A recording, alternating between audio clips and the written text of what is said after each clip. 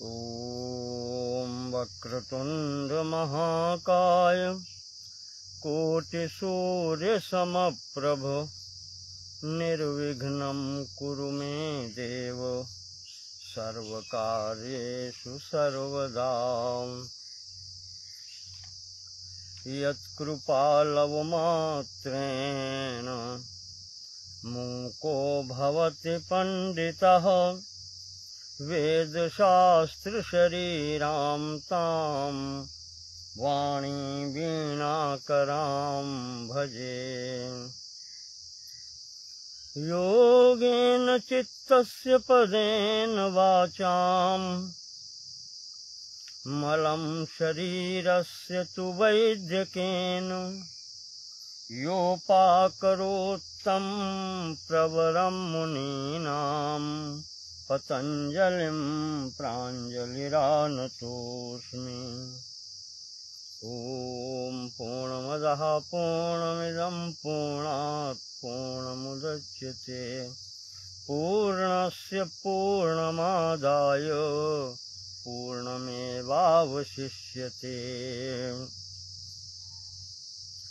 ॐ शान्ति शान्ति शान्तिः।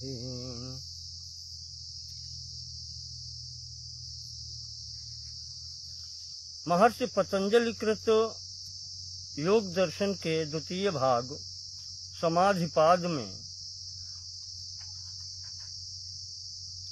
कल मैंने आपको जो बतलाया था उसके अंतर्गत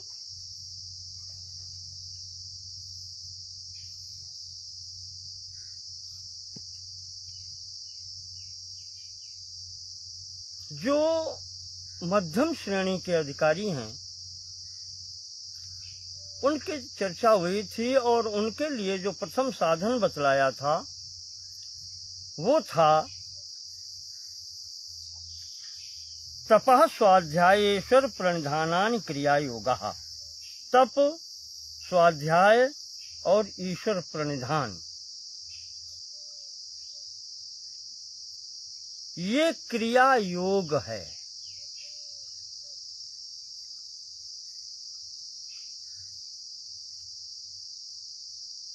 और इस क्रिया योग की यानी तपस्या करना, स्वाध्याय करना, ईश्वर के प्रति पूर्ण समर्पित भाव से समस्त कार्य करना,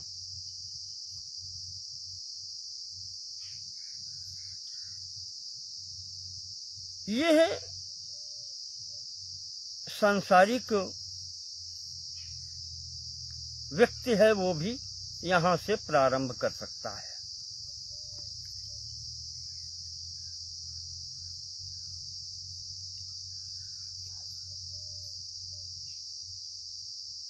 साधन क्यों किया जाता है, क्यों करना है, तो उसके लिए कहा है समाधि भावनार्थः क्लेश तनु करणार्थश्च। जो प्रथम भाग में समाधिपाद में बताया है कि गंतव्य जो है वो समाधि स्थिति तक पहुंचना है।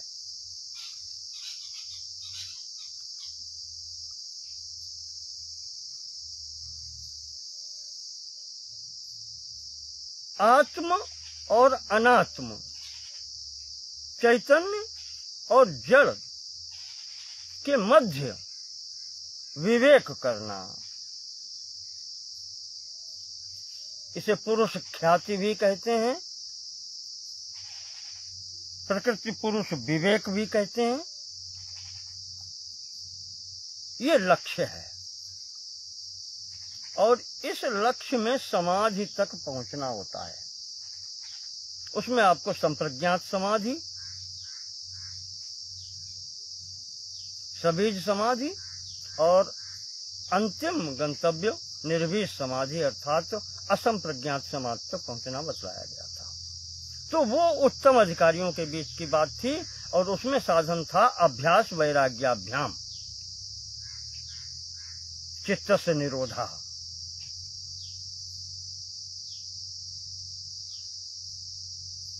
वैराग्य बहुत कठिन हो जाता है एकाएक। इस कारण से द्वितीय जो भाग प्रारंभ किया है साधन पाद, वो मध्यम अधिकारियों के लिए, यानी कि जो सांसारिक स्थितियों में व्यक्ति रह रहे हैं, जो साधक रह रहा है, उसके क्या करना है उसके लिए मार्ग बताते हैं। तो उसके लिए तप, स्वाध्याय और ईश्वर प्रणिधान। तो उसी गंतव्य तक पहुंचने के लिए, समाधि तक पहुंचने के लिए एक तो यह है कार्य, और दूसरा इसका है क्लेश तनुकरणार्थस्य। जो क्लेश हैं उनको समाप्त करने के लिए। क्लेश कौन से हैं उसके बाद में क्लेश बताए। अविद्या, अस्मिता, राग, द्वेष, अभिनिवेश।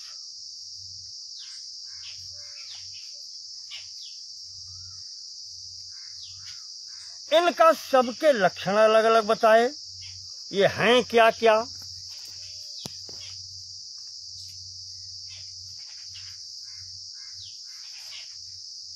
ये बताने के बाद में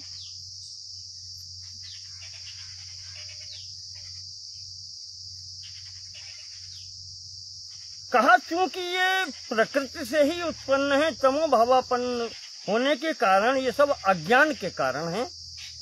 अविद्या, जो प्रथम क्लेश बताया वो अविद्या बताया, और शेष जो क्लेश हैं अस्मिता, राग, द्वेष, अभिनिवेश, ये सब इसी से उत्पन्न होते हैं। सांख्य दर्शन में प्रकृति को प्रसव धर्मी बताया गया है। प्रसव धर्मी है। प्रकृति उसी को कहते हैं जिससे आगे कुछ उत्पन्न हो।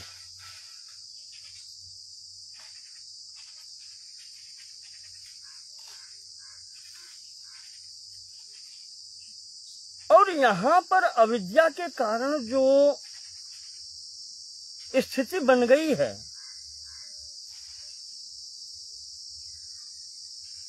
वो प्रथम स्थिति ये है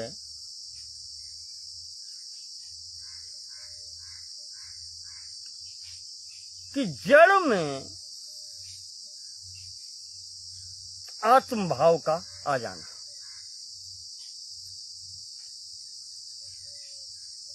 एक स्थूल उदाहरण लें, जैसे ये स्थूल शरीर को ही मैं समझ लेना, यही मैं हूं। ये अज्ञान के कारण है और यही अविद्या है, जिसके लिए गोस्वामी जी कहते हैं कि जड़ चेतन ही ग्रंथि पर गई, यद्यपि मृषा पर छूटत कठिन। झूठ है। इतना प्रकृति पुरुष का जड़ और चेतन का जो संसर्ग हो गया है कि ये जड़ को ही मैं मान के बैठा है।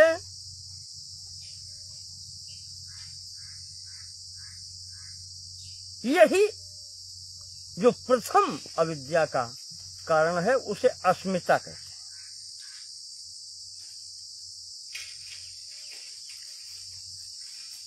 और फिर उससे ही आगे बढ़कर के राग, द्वेष और अभिनिवेश आदि आते हैं।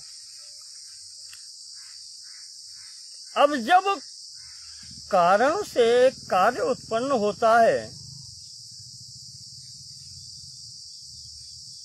क्लेशों की जननी अविद्या है, और जो स्वयं ही क्लेश है, प्रथम क्लेश वही है। तो जो 10वें सूत्र में महर्षि ने कहा था, ते प्रतिप्रसव हेया सूक्ष्म, ये जो है पंचक्लेश प्रतिप्रसव धर्मी हैं, अर्थात विपरीत क्रम में। प्रसव धर्मी कारण से कार्य, और प्रतिप्रसव कार्य का कारण में लीन होना।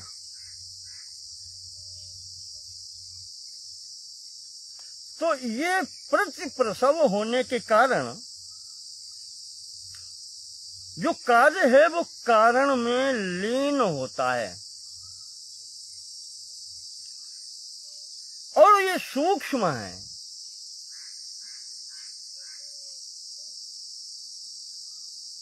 स्थूल सूक्ष्म में लीन होता है। अभिनिवेश जो है, जीवन के प्रति ममता या मरण के प्रति भय, सब में व्याप्त है। इतने गहरे संस्कार पड़े हुए हैं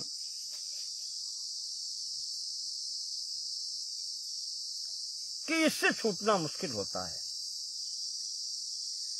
पर यह अंतिम क्लेश है।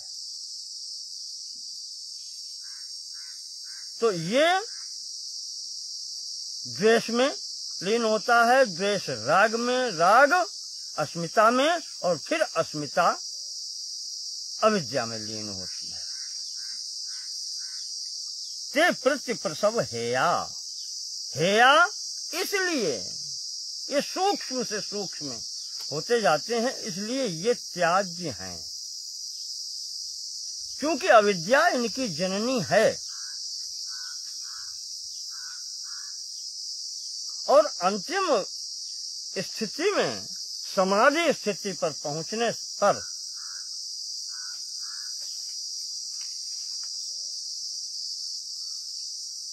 संप्रज्ञात समाधि के बाद में असंप्रज्ञात अर्थात निर्बीज समाधि में पहुंचने पर इनका नाश हो जाता है, समाप्त हो जाते हैं सब। तो इनका सूक्ष्मीकरण किया जा सकता है, तनुकरण किया जा सकता है। इस कारण से ये हेय हैं और त्याज्य हैं। हेय सब त्याज्य हैं। इसी क्रम को आगे बढ़ाते हुए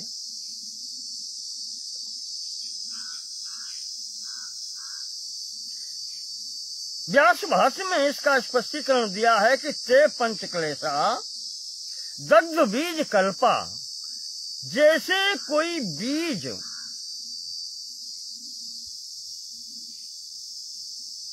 जल जाए, जला हुआ बीज, भुना हुआ बीज फिर पुनः अंकुरित नहीं होता, उसी प्रकार से यह सूक्ष्माति सूक्ष्म कारण में लीन होते हुए अंत में असंप्रज्ञात समाधि की स्थिति में जाकर के जब पुरुष ख्याति हो जाती है, प्रकृति पुरुष विवेक हो जाता है, उस समय ये वासनाएं, ये कामनाएं, यह दग्ध बीज कल्पा, बिल्कुल उसी जले हुए बीज की भांति समाप्त प्राय हो जाते हैं, फिर ये अंकुरित नहीं होते।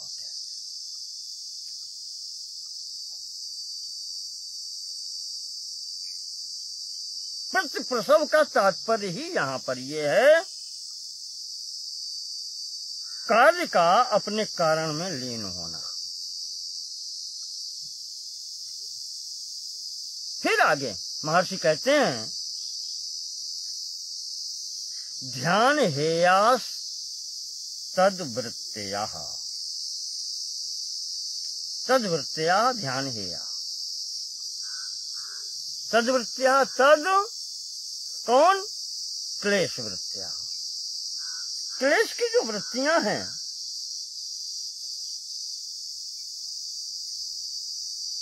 उन्हें आप संस्कार भी कह लें, सूक्ष्म होते हुए भी क्रिया योग तप स्वाध्याय और ईश्वर परिधान के द्वारा सूक्ष्म से सूक्ष्म होते हुए भी, लय होते हुए भी जो वृत्तियां रह जाती हैं,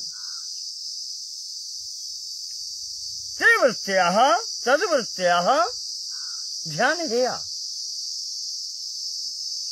वो फिर ध्यान के द्वारा त्यागने योग्य होती हैं, त्याज्य होती हैं या त्याग दी जाती हैं।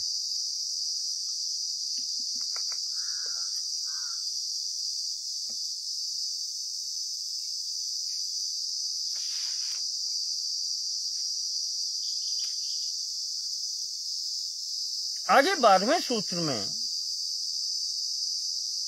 महर्षि कहते हैं कि ये जो वृत्तियां हैं जिनके कारण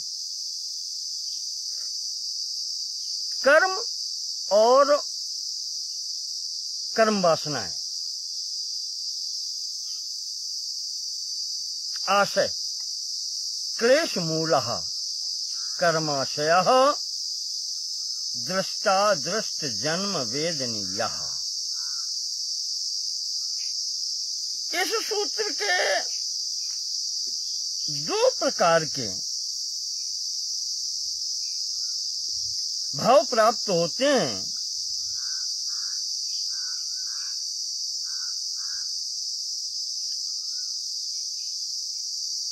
एक तो ये है कि ये जो कर्म वासनाएं हैं,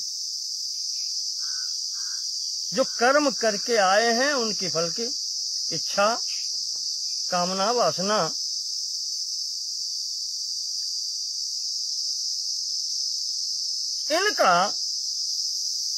इनके द्वारा ही वर्तमान जन्म प्राप्त हुआ है और आगे के जन्म प्राप्त होते हैं। और इन वासनाओं की जड़ क्लेश मूलाः,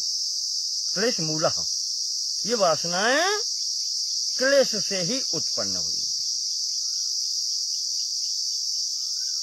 अगर अज्ञान न आया होता, तमो प्रधान प्रकृति का प्रभाव न होता, तो अज्ञान या अविद्या प्रभावी न होती, तो ये कुछ भी झंझट और प्रपंच नहीं होता। उसके कारण ही जब चैतन्य ने जड़ को ही मैं मान लिया, जहां से अस्मिता लागू हो गई कि मैं हूं और फिर यही मैं हूं, वहां से ये कर्मों का अहम कर्ता अहम भोक्ता की स्थिति प्रारंभ हो गई।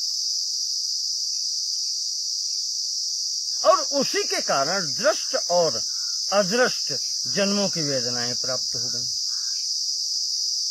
दृष्ट वर्तमान, अदृष्ट जो आगे आने वाले हैं। इन जन्मों की, इन जन्मों में या जीवन धारण करने में जो अनेकानेक कष्ट प्राप्त होते हैं, वेदनाएं प्राप्त होती हैं, जो भोग सुख दुख आदि भोगने पड़ते हैं, इन सब की जड़ जो है, मूल जो है, वो ये क्लेश ही है।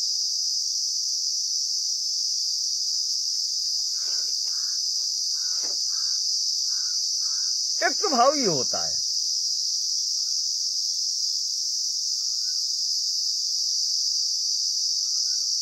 दूसरा भाव ये है कि जो भी कर्म संस्कार हैं,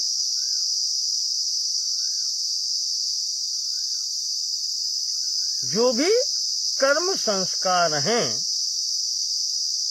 उनकी जड़ तो, उनके मूल तो यही क्लेश हैं। और यही क्लेश वर्तमान जीवन और भविष्य के जीवनों में कष्ट पहुंचाने वाले हैं।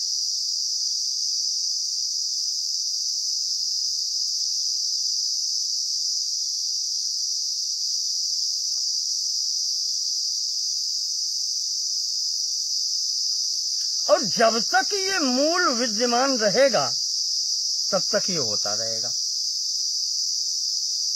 इनसे छुटकारा पाना असंभव जैसा लगता है। प्रयास करने पर होता सब है, छुटकारा तो होता ही है, अन्यथा प्रयास क्यों किया जाए। पर ये क्लेश ही, सर्वप्रथम अविद्या ज्ञान ही इन सब का मूल है।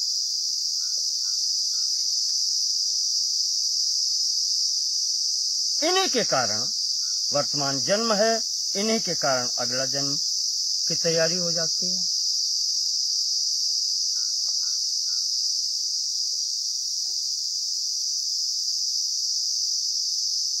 आगे बढ़ते हुए महर्षि कहते हैं कि सत्य मूल्य, जब ऐसा मूल वर्तमान है, है उसकी स्थिति। क्लेश वर्तमान है, अविद्या अज्ञान वर्तमान है, तो तद्विपाको अंकुरित तो होगा, तो पुष्पित पल्लवित तो होगा तो अवश्य। और उनका फल क्या होता है? फल फिर ये होता है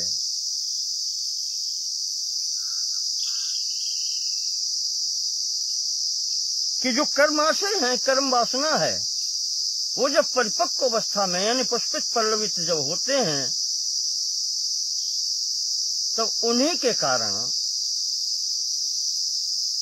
जो जन्म प्राप्त होते हैं उनमें जाति, आयु और भोग प्राप्त होते हैं। 3 बातें बताई। सत्य मूले तद्विपाको जात्यायुर्भोगा।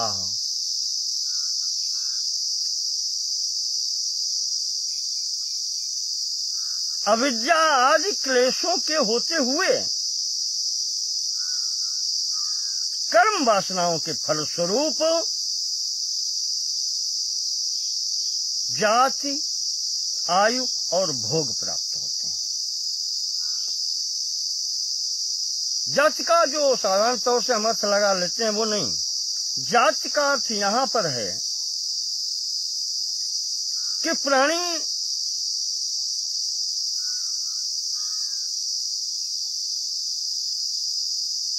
देव योनि में जाएगा, पशु योनि में जाएगा, मानव योनि में जाएगा, पक्षी में जाएगा, कीट पतंगाज में जाएगा, कहाँ जाएगा? अंडज, स्वेदज, उद्भिज और जरायुज, किस में जाएगा? उसके अनुसार ये जातियां प्राप्त होती हैं कि मनुष्य बनेगा, देवता बनेगा, राक्षस बनेगा, कीट पतंगा तिर्यक योनियों में जाएगा, कहाँ जाएगा? आपको याद होगा कई स्थानों पर बहुत प्रसिद्ध श्लोक है जो आता है,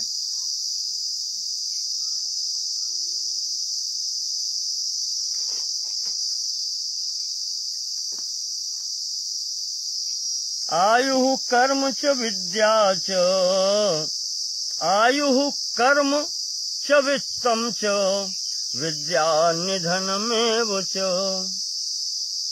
पंचैतानि हि सृज्यन्ते गर्भस्थस्यैव देहिनः। प्राणी के गर्भ में आते ही ये 5 वस्तुएं निश्चित हो जाती हैं। आयु, कर्म, आयु कितने दिन रहेगा, शरीर कितने दिन के लिए प्राप्त हुआ है, कर्म सुकृत दुष्कृत क्या करेगा, वित्त कितना धन प्राप्त होगा, विद्या कितनी विद्या प्राप्त होगी, और निधन में उच्च, और मृत्यु कब होगी। ये 5 गर्भ में ही निश्चित हो जाती हैं। और इस गर्भ से पूर्व एक और बात निश्चित होती है, जाति, कि किस योनि में जाएगा। तो सत्य मूले तज विपाको जात्यायुर्भोगा, इसी के आधार पर वर्तमान और आगे वाले जन्मों की व्यवस्था होती है।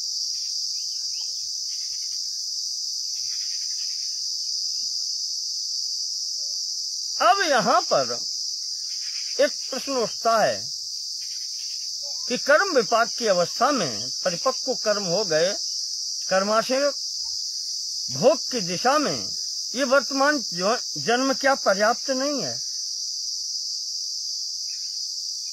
तो कहा विपाक जो होता है ये भी 2 प्रकार का होता है।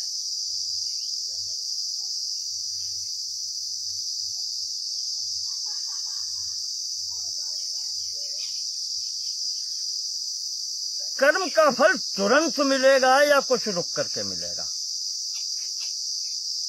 वर्तमान में जो है ये कहलाता है नियत विपाक, जो निश्चित है, अर्थात वो कर्मों का फल जो इस शरीर के लिए निश्चित हुआ, जिनके आधार पर ये शरीर मिला है, उनका समय चल रहा है, ये कहलाता है नियत विपाक। और इनके अतिरिक्त भी ऐसे कर्म पड़े हुए हैं जो प्रसुप्तावस्था में हैं, जिनका समय, या जो कहें कि जो अभी परिपक्व नहीं हुए हैं, अंकुरित नहीं हुए हैं, वो कहलाते हैं अनियत विपाक। उनकी स्थिति आगे आएगी, तब उसके अनुसार शरीर या जाति, आयु और भोग प्राप्त होंगे।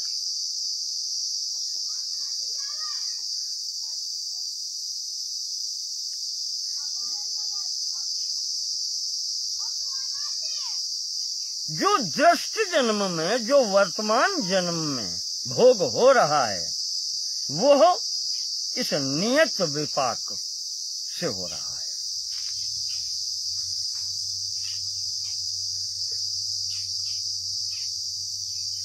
यहाँ जो सुख दुख प्राप्त हो रहे हैं वो इस समय के अनुसार प्राप्त हो रहे हैं, इस जन्म के अनुसार, इस जाति के अनुसार, इस योनि के अनुसार प्राप्त हो रहे हैं।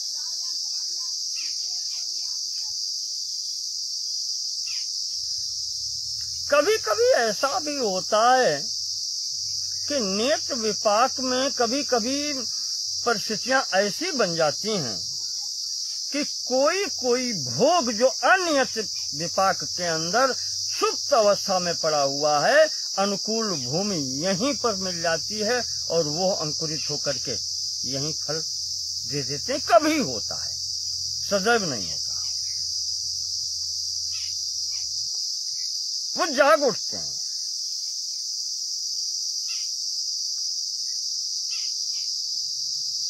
क्योंकि पिछले वेदांत में भी या पंचदशी में भी मैंने बताया था, सांख्य सूत्र, कर्म महापुरुषों ने 3 प्रकार के बताए हैं: संचित, प्रारब्ध और क्रियमाण।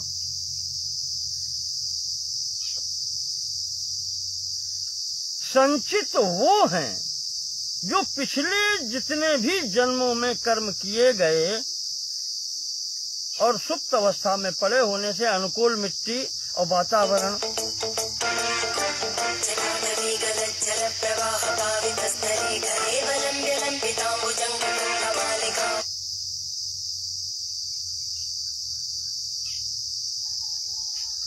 संचित वो हैं जो पिछले जन्मों के, कितने जन्म हो चुके किसी को पता है। जो भगवान कहते हैं कि अर्जुन से कि तुम नहीं जानते तुम्हारे कितने जन्म हो गए, पर मैं सब कुछ जानता हूं। तो क्या हो चुका है, कितने जन्मों के कर्म हैं, वो जो कर्मों का जो पूरा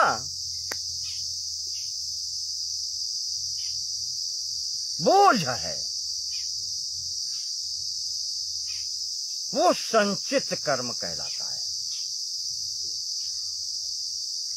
और उनमें से जिन कर्मों का परिपाक होता है, जिसके कारण जाति, आयु और भोग वर्तमान समय में प्राप्त हुए हैं, उस संचित कर्म का ही एक भाग है जिनका फल यहाँ पर भोग करना है, वो कहलाता है प्रारब्ध।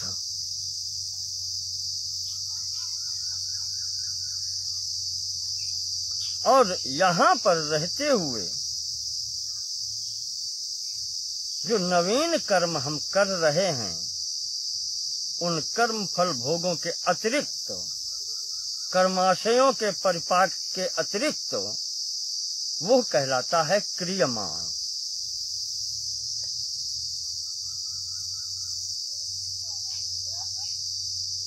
अनेक जन्मों से पीछे से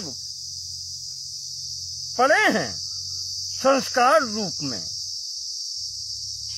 श्रीमद् भागवत में पुरंजन उपाख्यान के अंतिम अध्याय में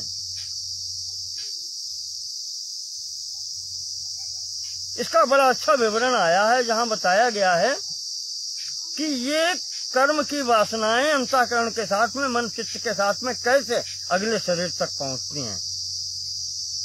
विस्तार करने की आवश्यकता नहीं है, ये संस्कार सब इसी चित्त में पड़े होते हैं और ये साथ में अगले शरीर में जब शरीर मिलता है तो वहां ये फिर जागृत होने लगते हैं।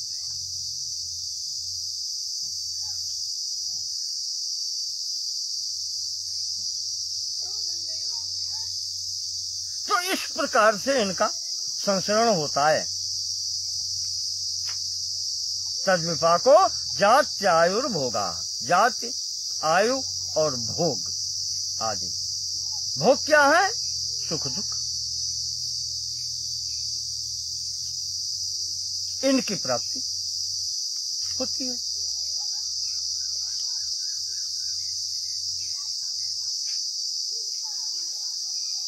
वृत्तियां तो अनेक होती हैं, आप जानते हैं। अच्छा, इसमें थोड़ा सा अंतर पड़ जाता है, थोड़ा सा गीता में भगवान ने 8वें अध्याय में इंगित किया है कि यम यम वापि स्मरेन भावम त्यजत्यन्ते कलेवरम। पिछले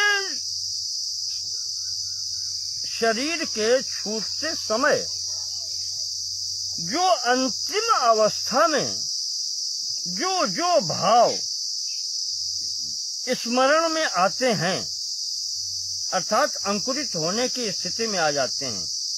स्मरण कब होता है? तो पिछले विचार स्फुरण अंकुरित होने लगते हैं। तो पिछले कलेवरम यदा त्यजति, पिछला कर्म, पिछला शरीर जब वो ये प्राणी छोड़ता है जीव, तो उस समय जो अंकुरित होने की स्थिति में आ जाते हैं, तम तमेवैति कौन्तेय सदा तद्भाव भावितः। वही जो कर्माशय हैं उनके कारण ही वो पहले प्रथम अंकुरित होते हैं और वो कभी कभी तुरंत फल दे देते हैं। उसके अनुसार जाति, आयु और भोग प्राप्त हो जाता है। श्रीमद् भागवत के 5वें स्कंद में जड़ भरत के प्रसंग में राजर्षि भरत मृग मोह में जब फंसे तो वो अंतिम स्थिति जो बनी, मृग का मोह। कारण क्या हुआ? उन्नति न होकर के अवनति हो गई। मनुष्य शरीर के बाद में मृग शरीर प्राप्त हो गया। जाति, आयु और भोग वो अंकुरित हो गए। मृग शरीरम अवाप, मृग शरीर प्राप्त हो गया।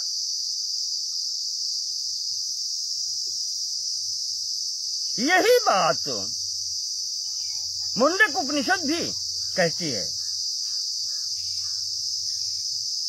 कामान यह कामयते मन्यमानः, मन में जिन कामनाओं की पूर्ति वो प्रथम चाहता है, स कामभिर जायते तत्र तत्र, उन वासनाओं के अनुसार वो वहां जाकर के जन्म लेता है या उत्पन्न होता है जहां उन वासनाओं की पूर्ति प्रथम होती है। पर्याप्त कामस्य कृतात्मानः तु इहैव सर्वे प्रबलीयन्ति कामाः, और जिनकी समस्त कामनाएं पर्याप्त कामा, जिनकी संपूर्ण कामनाएं लीन हो चुकी हैं,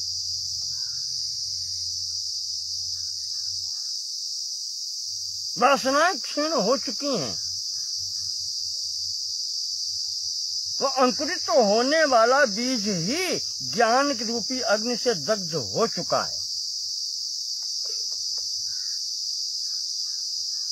तो कृतार्थ मानस तु इहैव, उसने सब कुछ अपना कार्य यहाँ ही कर लिया।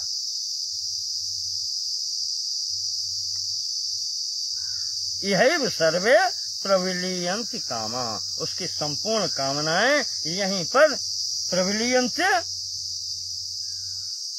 प्रकर्षण लीयन्ते, बिल्कुल लीन हो गए।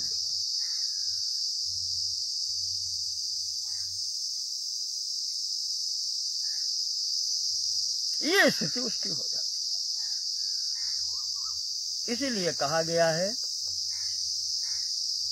कि इस मन को या चित्त को बहुत संभाल के रखो, इसके ऊपर नियंत्रण रखो। याद आ रहा है कठोपनिषद में भी आया है मंत्र, आत्मानम रथिनम विद्धि शरीरम रथमेव तू। इस स्थूल पांच भौतिक शरीर में आत्मा जो है वो रथी है, संचालक है, बैठने वाला इसका, और शरीर रथ है। बुद्धिम तो सारथिम विद्धि, बुद्धि जो है वो इसके सारथी है।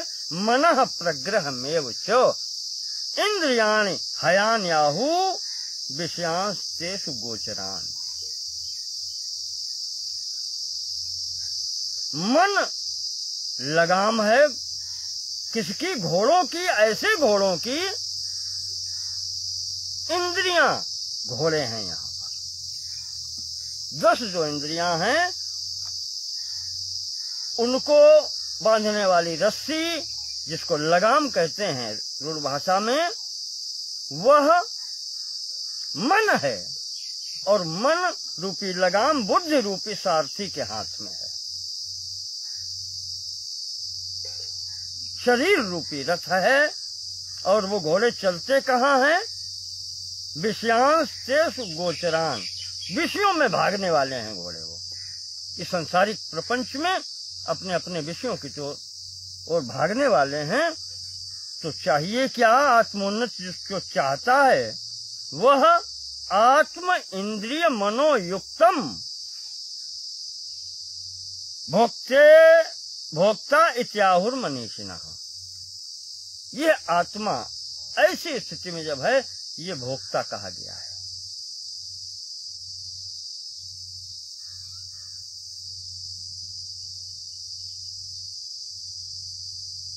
जहां से अहम करता अहम भोक्ता की स्थिति आई है।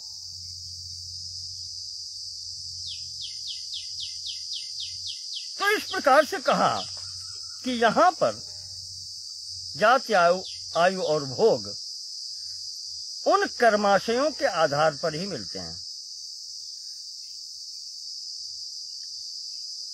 कर्म वासनाओं के आधार पर ही, जिनकी मूल जो है वो क्लेश है, अविद्या है, अज्ञान है। अब जब जाति, आयु और भोग मिल गए तो इनसे होता क्या है? अगले 14वें सूत्र में महर्षि पतंजलि कहते हैं ते कौन? जाति, आयु और भोग जो पिछले सूत्र में बताए हैं। ह्लाद परिताप फलाह, इनका फल क्या है? ह्लाद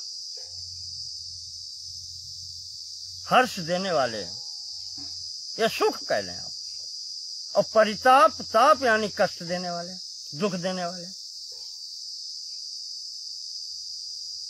कहा ये जाति और आयु और भोग जो प्राप्त हुए हैं, फिर ये अपने समय पर यहां जब जीव पहुंचता है तब उसको सुख दुखों की प्राप्ति होती है।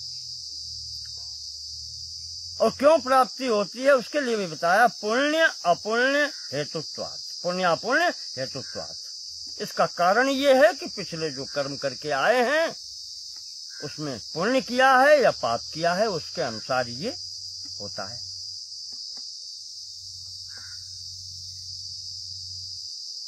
तो जाति और आयु भोग जो हैं वह सुख दुख रूपी फल देने वाले हैं। ह्लाद परिताप फला, ऐसा फल देने वाले हैं। जब सुख का फल मिलता है तो मीठा, दुख रूपी फल कड़वा, ये स्थिति बन जाती है। ये होता है पुण्य अपुण्य हेतुत्वात्। क्योंकि हमने कर्म जो किए हैं, पुण्य और पाप, उसके अनुसार ये कर्माशय बनते हैं और कर्म फलों की प्राप्ति होती है। इसीलिए गीता में कहा है कि कर्मों के प्रति सावधान रहना चाहिए।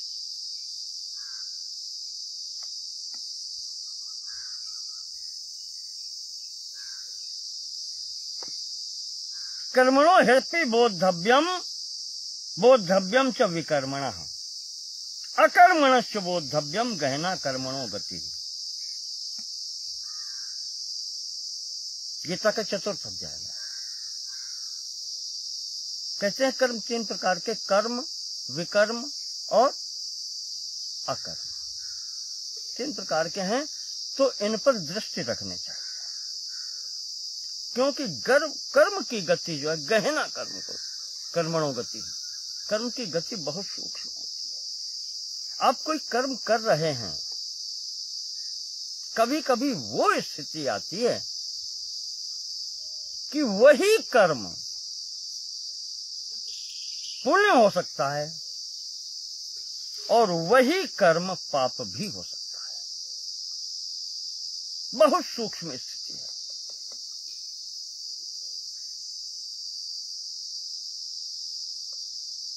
महाभारत का वो प्रसंग चीरहरण द्रौपदी का जब होता है, तो द्रौपदी जो प्रश्न करती है, धर्मराज वहां पर निरुत्तर हो जाते हैं। क्यों? गहना कर्मणों गति। वहां पर उत्तर देना असंभव हो जाता है कि जो स्थिति हो गई है वो अच्छा हुआ है या बुरा हुआ है।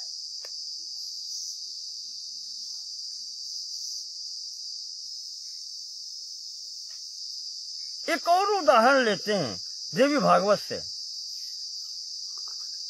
वहां आया है कि एक योगी या एक साधु वन में बैठा है संकल्प लेकर के कि मुझे सत्य ही बोलना है, सत्य का ही पालन करना है। अच्छी बात है। सत्य ही तो सब कुछ है, परम धर्म है। वो पालन करने के लिए बैठा है, भजन कर रहा है। उसके सामने से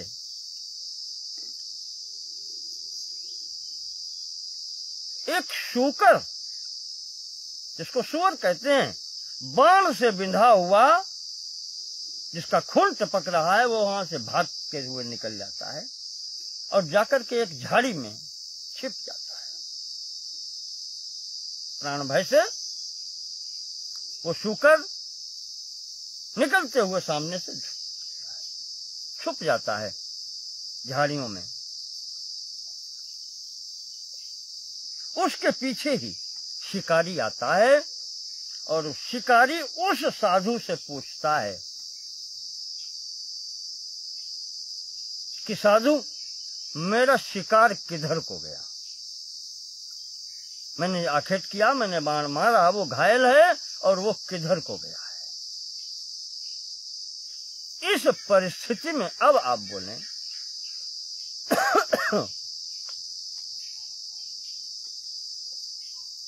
कि अब वो साधु क्या करे। व्रत लेकर के बैठा है कि झूठ नहीं बोलना,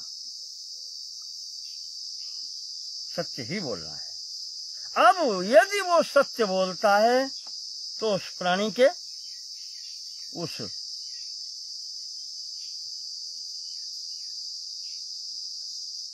जीव की हत्या में वो भागीदार हो जाता है। और अगर सत्य नहीं बोलता है तो पाप का भागीदार हो जाता है।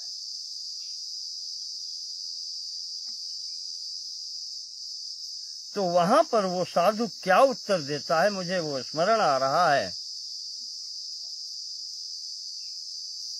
अब वो उसमें संतुलन बनाता है उत्तर देने के लिए।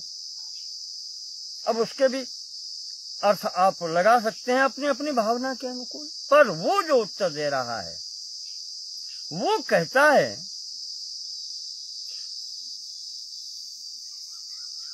या पश्यति न सा ब्रूते, या पश्यति न सा ब्रूते, यो ब्रूते सह न पश्यति, अहो व्याघ्र स्वकार्यार्थीन किम पृच्छसि पुनः पुनः।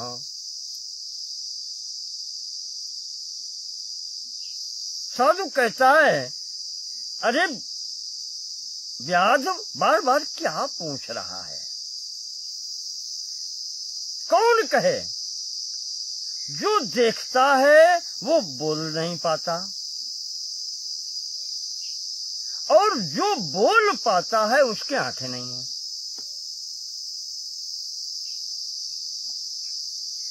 ऐसी अवस्था में तेरे प्रश्न का उत्तर कौन दे। किम पृच्छसि पुनः पुनः, बार बार क्यों पूछ रहा है। अब आप इस उत्तर का की आलोचना अगर करें तो दोनों पक्षों में जाता है।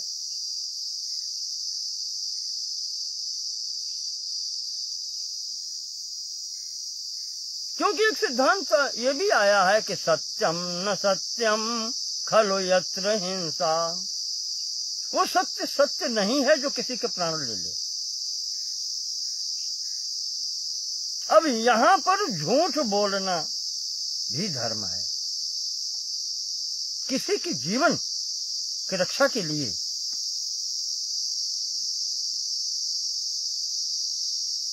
यदि झूठ भी बोलना पड़े तो कहते हैं वो धर्म है, वो पुण्य है। अब देखो, एक ही कर्म दो स्थितियों में फंस गया। उस साधु ने तो अपना कार्य निकाल लिया कि आंखें देखती हैं, ये बोल नहीं सकती, और जो ये जिह्वा है या जो कंठ है जो बोलता है उसके आंखें नहीं है। क्या पूछ रहा है। बहलिया निराश होकर चला जाता है।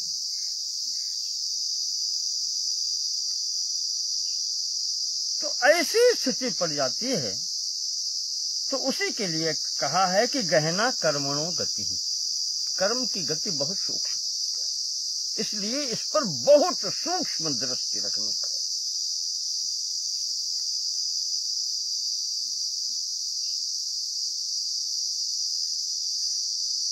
धृतराष्ट्र भरी सभा में द्रौपदी चीरहरण के समय धर्मराज का मौन,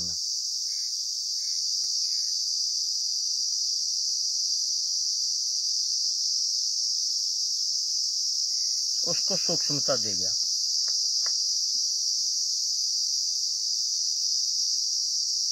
अगर कुछ बोलते हैं तो वहां पर शंका हो जाती है कि ये सही है ये क्या।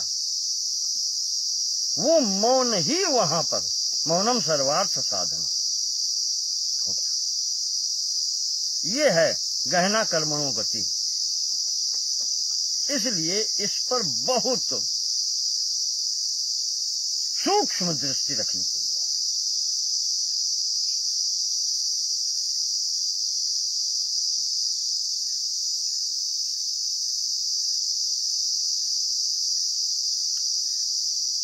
उसी में गीता के 4 अध्याय में ही फिर भगवान ने कह दिया कि अर्जुन, त्यक्त्वा कर्म फला संगम नित्य तृप्तो निराश्रया। कर्म करते हुए उसके फल के प्रति आसक्ति छोड़ दे।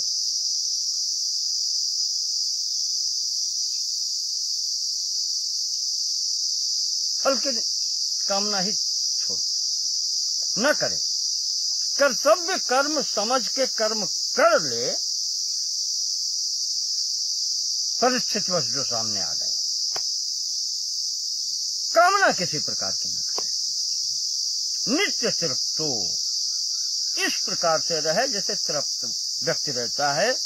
भोजन करने के उपरांत फिर उसे कोई चिंता नहीं होती, कोई कामना नहीं, नित्य तृप्त हो जाता है। यद्यपि संसार में नित्य तृप्त होने वाली स्थिति नहीं है जब तक ये शरीर है। निराश्रयः,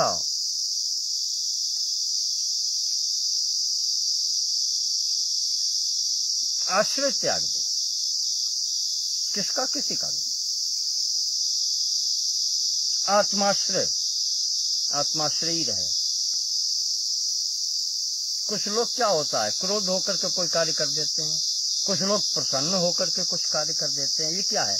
आश्रय होना ही तो है। कोई क्रोध के आश्रित हो गया, कोई प्रसन्नता की, हर्ष के आश्रित हो गया, ये भी तो आश्रय है। ये भी नहीं होना चाहिए। कर्मणे अभिप्रवृत्तोपि नैव किंचित करोति सः। इस स्थिति में जो होता है, त्यक्त्वा कर्म फला संगम नित्य तृप्तो निराश्रयः। कोई कामना वासना नहीं है, वो नित्य तृप्त है, कुछ भी करना शेष नहीं है। फिर भी अगर कर्म समक्ष आ गया है तो कर्तव्य कर्म समझ करके उसको कर लिया।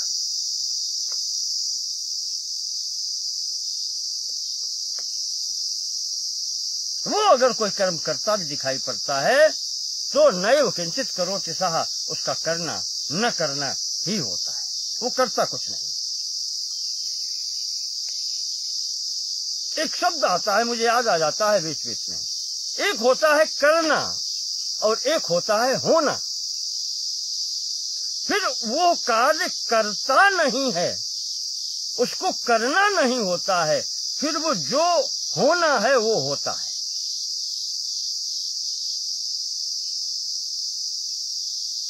करने में अहम भाव होता है और होने में अहम भाव नहीं होता है।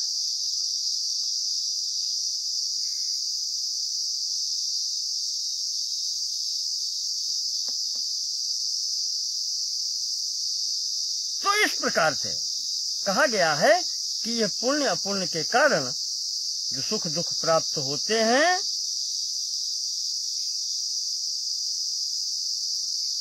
वो आपके उसके कारण ही है, क्लेश मूला। ये सब क्लेश मूल है।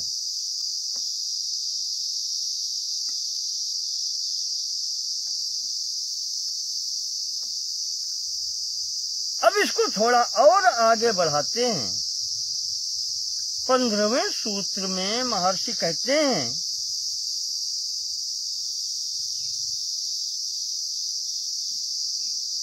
ये यहाँ जो बताया कि ह्लाद परिताप फला, जो सुख और दुख रूपी फल प्राप्त होता है पुण्य और पाप कर्मों के अनुसार, तो परिणाम ताप संस्कार दुखैर गुण वृत्ति विरोधाच दुखमेव सर्वम विवेकिनः।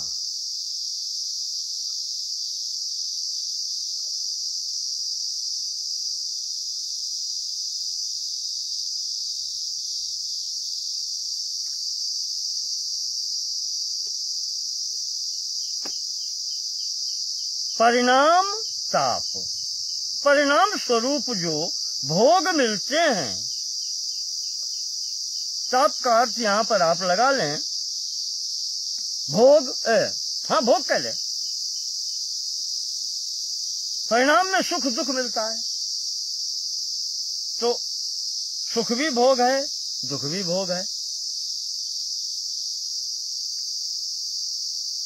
इनसे ही, इनके आधार पर ही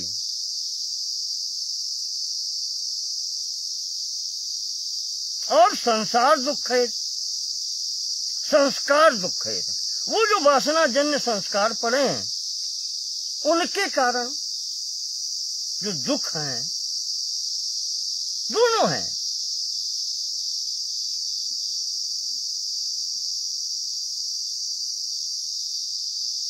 और तीसरी बात बताई गुण वृत्ति विरोधाच, ये दुख के हेतु बता रहे हैं कि दुख या भोग जो प्राप्त होते हैं वो परिणाम स्वरूप में ताप देने वाले हैं। जो वासनाएं कर्माशय आदि पड़े हैं, संस्कार जो चित्त में पड़े हैं वो भी दुख देने वाले हैं। और गुण वृत्ति विरोधाच, गुण जो हैं, क्योंकि ये तो सब आया जो है प्रकृति द्वारा,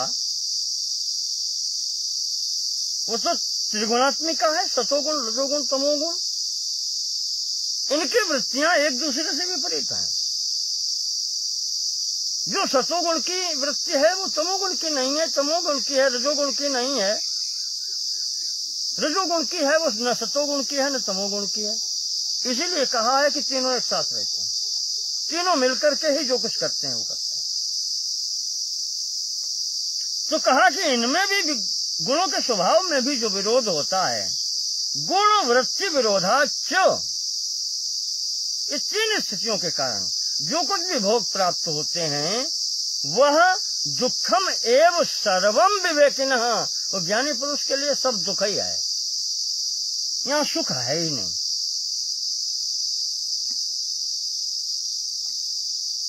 दुखम एव सर्वम विवेकिनः, ज्ञानी पुरुष के लिए वो सब दुख ही है।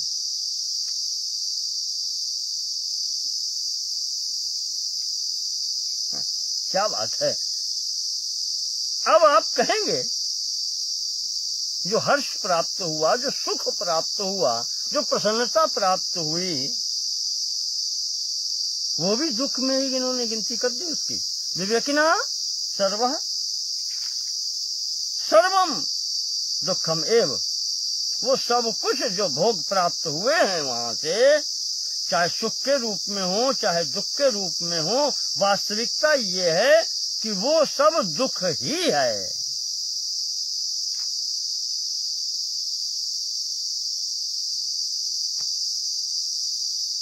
क्यों? शास्त्रीय प्रमाण लेके चलो, कोरा तर्क मत लगाओ।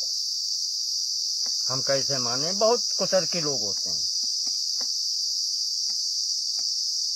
भगवान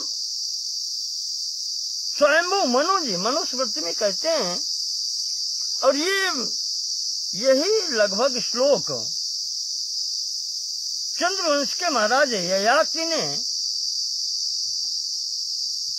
अपनी प्रथम पत्नी देवयानी के समक्ष कहा है। उन्होंने अपना अनुभव दिया है। यहाँ स्वयंभू मनु ने भी कहा है कि न जातु कामः कामानाम उपभोगेन शाम्यति। कितना भी सुख हो, कामना की पूर्ति होना ही तो सुख है। तो कामः कामानाम उपभोगेन न शाम्यति।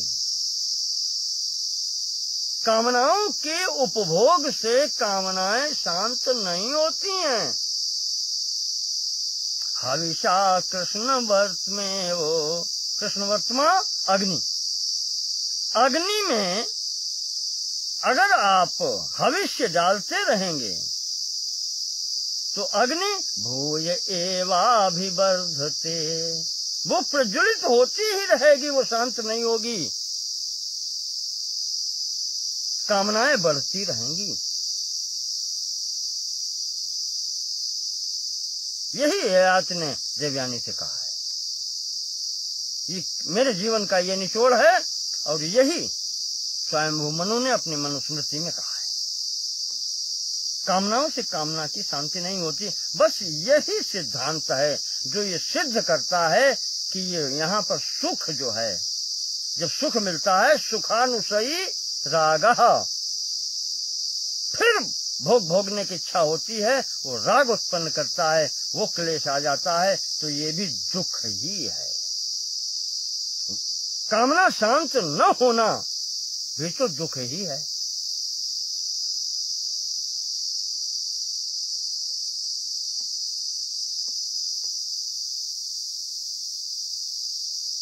सांख्य दर्शन के छठे सूत्र छठे अध्याय में, अंतिम अध्याय है संभवतः, हाँ छठा अध्याय, उसमें महर्षि कपिल ने एक जगह कह दिया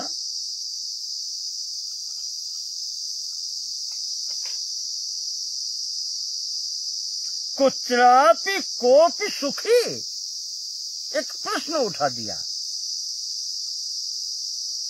कि संसार में, सृष्टि में कोई ऐसा है कुत्रापि, कहीं भी, कोपि कोई भी, क्या सुखी है?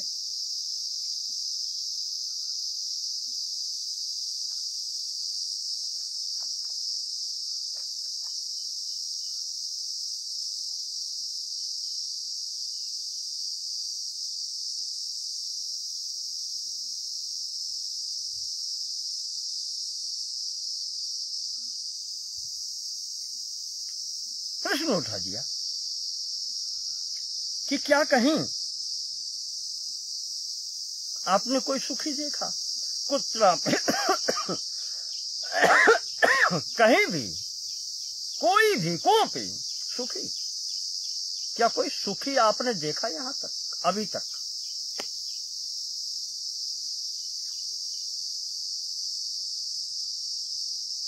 इसका उत्तर एक संभवतः कबीर ने कहा है कि तनुधर सुखिया कोई न देखा, जो देखा तो दुखिया, तनुधर सुखिया कोई न देखा। शरीरधारी जो भी है वो कभी सुखी नहीं देखा मैंने। वही महर्षि कपिल ने सांख्य दर्शन के छठे अध्याय में प्रश्न उठाया है कि कुत्रापि कोपि सुखी थी, कहीं भी कोई भी क्या सुखी है?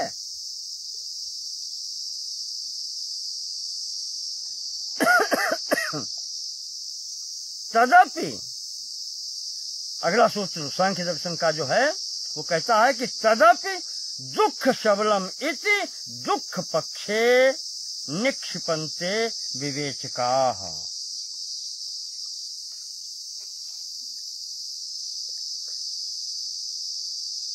जिसको हम सुख समझ रहे हैं वो कहते हैं कि दुख सबलम इति, वो सुख भी दुख से लिपटा हुआ है।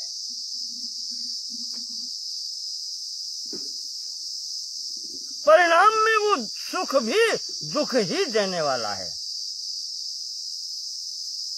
इसलिए वो सुख भी दुख पक्षे निक्षिपन्ते विवेचकाः, जो विवेकी पुरुष हैं, जो ज्ञानवान पुरुष हैं, वो उस सुख को भी दुख के पक्ष में ही डाल देते हैं।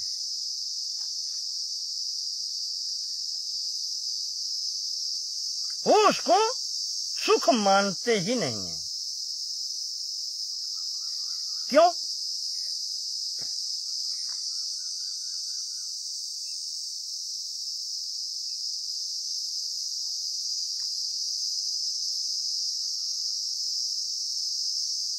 सुख ही दुख रूप में परिवर्तित हो जाता है।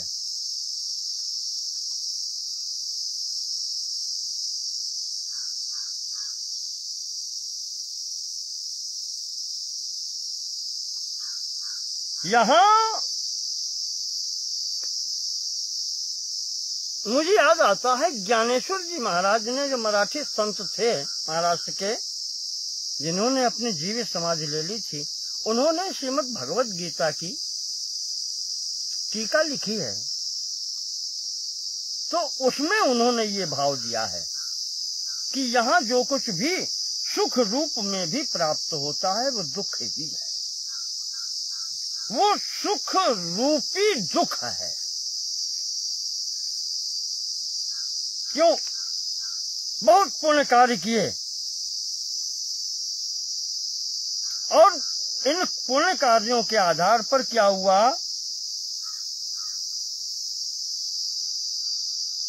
भगवान ने कहा गीता में कि त्रय विद्या माम सोम पापूत पापा, जो पाप से पवित्र हो गए हैं, पुण्य कर्म जिनके हैं, त्रय विद्या माम, त्रय विद्या के द्वारा, त्रय विद्या वहां पर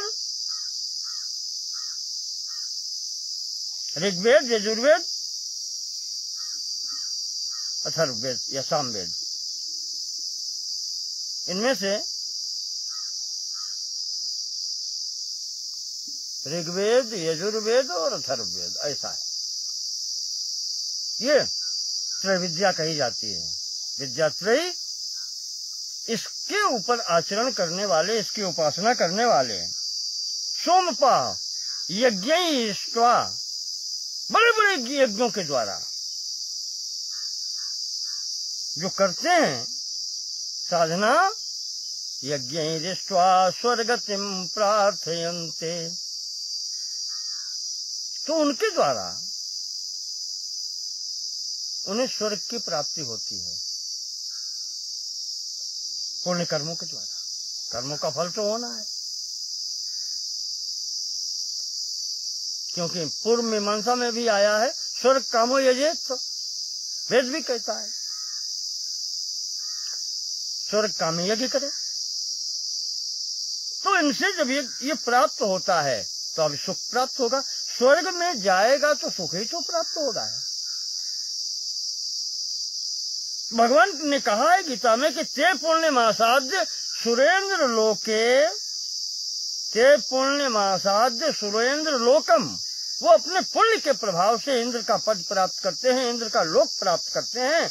अश्नन्ति दिव्यान दिविदेव भोगान, उस स्वर्ग में, दिव्य में रहते हुए देव भोगों का भोग करते हैं। फिर क्या होता है?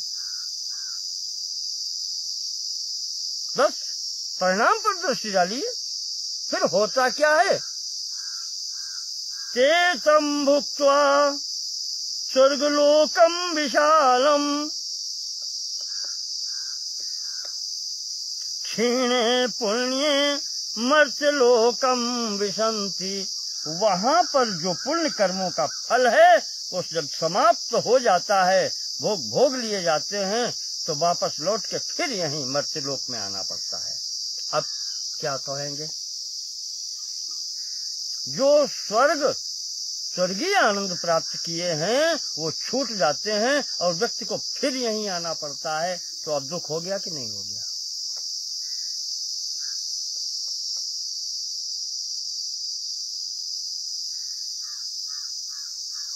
तो वो सुख जो परिणाम में दुख को देने वाला है, वो सुख भी फिर दुख ही तो है। याद करके रोएंगे, ऐसा था तो ऐसा था, जब हम जवान थे तो ऐसे थे, अब तो बुढ़ापा है, रोएंगे। वो सुख याद करके क्या वो नहीं कर सकते? तो एवं त्रयी धर्म मनु प्रपन्ना गतागतम काम कामा लभन्ते, इस प्रकार से वो आने जाने का रोग उनको लगा रहता है। गतागतम, सृष्टि क्रम चलता रहता है और शरीर मिलते रहते हैं और दुख प्राप्त होता रहता है। तो वही जो महर्षि कपिल ने अपने सांख्य सूत्र में कहा कि कुत्रापि कोपि सुखी, कहीं भी कोई यहाँ पर क्या सुखी है? और अगले सूत्र में कह दिया तदपि दुख सबलमिति, अगर है भी तो वो भी सब दुख से लिपटा हुआ है। दुख सबलम, दुख से मिला हुआ है। जो प्रारंभ में अमृत जैसा लगके परिणाम में विषम ही वो विष के समान हो, तो वो विष ही है, फिर वो अमृत नहीं है। वो सुख भी दुख ही है जो परिणाम में दुख देने वाला है। तो इसीलिए विवेच का दुख पक्षे निक्षिपन्ते, इस ऐसे सुख को जो ज्ञानवान है वो दुख की श्रेणी में ही फेंकते हैं।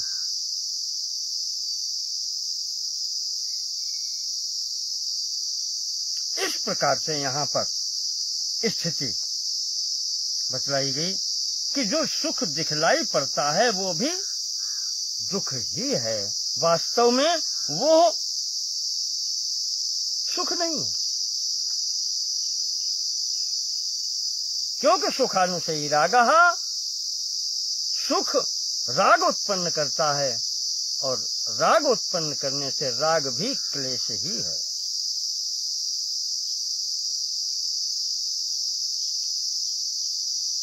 तो ये सब जो कार्य हैं वो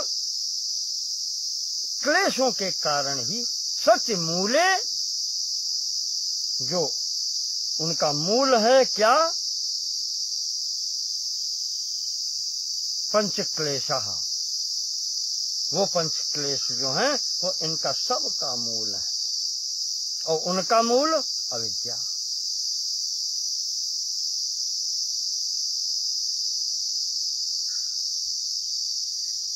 वहां से प्रारंभ होकर के ये यहाँ तक स्थिति आती है।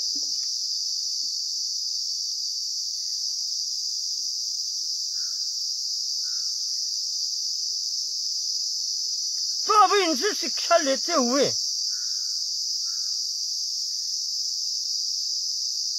महर्षि पतंजलि कहते हैं कि हेयम दुखम अनागतम, ऐसा कार्य करो, अनागतम दुखम हेयम, अनागतम जो अभी नहीं आया है दुख सामने, अनागतम दुखम हेयम, त्याज्य हैं, उनको पहले से ही छोड़ के चलो।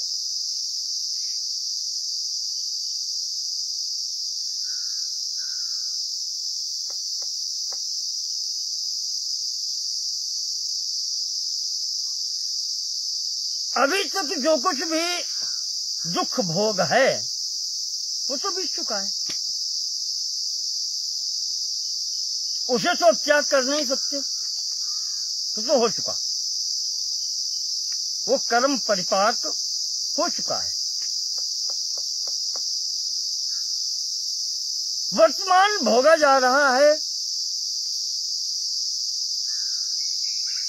इसमें भी एकदम ब्रेक लगा देना संभव नहीं है। इसीलिए महर्षि कहते हैं कि अनागतम दुखम हेयम, जो नहीं अभी समक्ष आया है उसको तो त्यागने का प्रयत्न करो।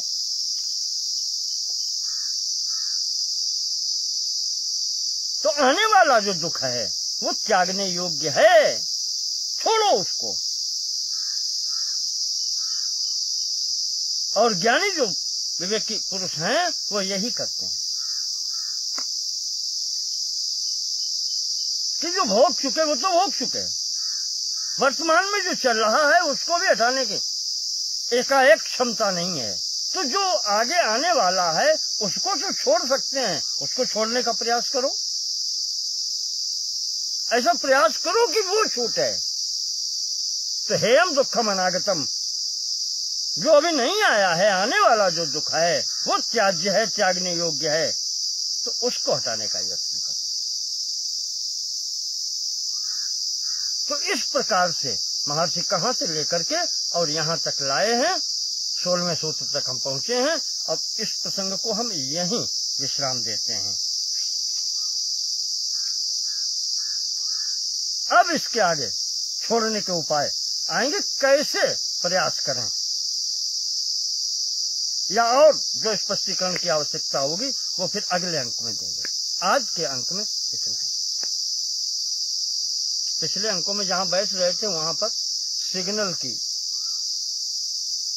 समस्या थी, तो आज यहाँ आकर के निर्जन में आकर के ऐसे स्थान पर, प्राकृतिक स्थान पर आकर के बैठे हैं। इस विषय की बातचीत तो ऐसे स्थल पर ही होनी चाहिए। देखते हैं, प्रयास करते हैं। वैसे ग्रीष्मकालीन समय तो है ही है। भगवान सूर्यदेव अगर कृपा रखते हैं तो प्रयास करूंगा फिर यहीं बैठने की। शेष जो आपके आगे का विवरण आगे आएगा। साथ देने के लिए बहुत बहुत धन्यवाद। नमो नमः।